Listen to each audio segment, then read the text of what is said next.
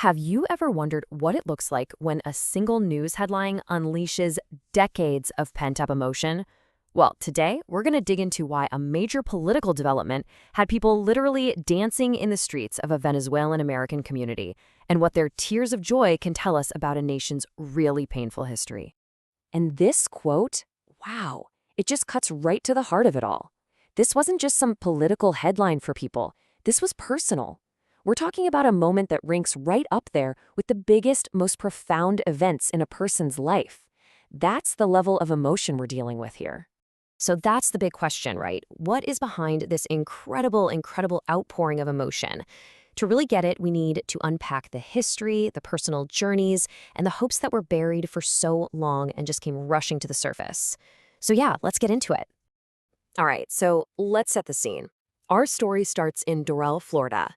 And this isn't just any city. It's a community that has been profoundly shaped by immigration. And that fact is absolutely key to understanding everything that happens next. The scene described is just one of pure joy. For the people of Doral, this wasn't some abstract political event happening miles away. No, this was deeply personal. It was this feeling that a huge wrong was finally being made right. Okay, to really get the depth of this emotion, we have to go back in time.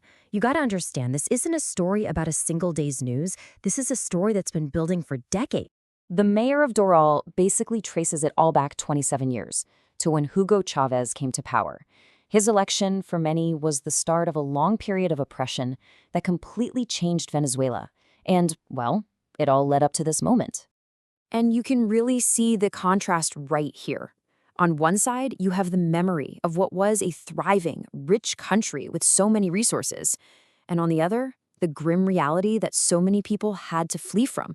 A nation where things like medicine, opportunity, and just basic safety were gone.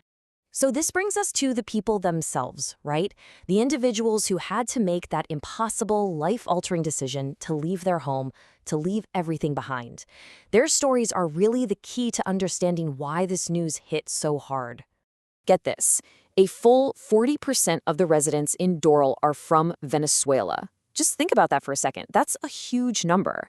This isn't just a handful of people, it's a massive community, all forged by this shared and often really painful experience. And the reasons they left? I mean, we're not talking about small things here. People were literally fleeing to escape oppression and crime. But they were also just searching for things that so many of us take for granted, you know? Safety, medicine, a future for their kids.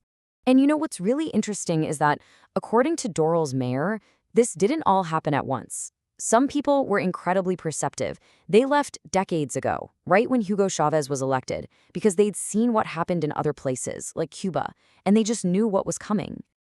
Okay, so that brings us right back to today, to that feeling on the streets. You can just feel this powerful sense of hope. For them, this news wasn't just about an ending, it was about the possibility of a brand new beginning. That phrase, justice served, you hear it again and again. And what it means is that for so many people, this felt like a moral victory, a personal one. It was like a validation of their struggle and a sign that all those years of hardship weren't for nothing. This quote really says it all, doesn't it? I mean, after 27 long years of what felt like darkness, this was the first real, genuine glimmer of hope that things could actually change. And this hope, it's not just some vague feeling, you know? It's tied to real, tangible goals. People are genuinely excited about the idea of maybe, just maybe, being able to go back and rebuild their country, to bring back opportunities, and to see a democracy really thrive there again. All right, for our last piece here, let's kind of zoom out a bit. Let's look beyond the celebration in Doral and think about what this could mean for the whole region, and what lessons we might be able to take away from this community's long, tough journey. So there's this idea that what happened here won't just stay in Venezuela. The hope is that it could create a kind of ripple effect. The thinking goes that a big democratic shift in Venezuela could give a huge boost to opposition movements and maybe even shake up authoritarian regimes in nearby countries like Cuba and Nicaragua. And the whole thing really wraps up with this incredibly important point. The Venezuelan-American community has a vital story to tell. Their lived experience, what they went through firsthand, is a source of wisdom that, frankly, we all need to hear. So at the end of the day, we're left with this really profound human question. Beyond all the politics and the headlines, this is a story about our connection to home. After decades of loss, of being displaced, what does it actually mean to have the hope of going back to rebuild? And maybe more importantly, what can we all learn from the people who have held on to that hope for so long?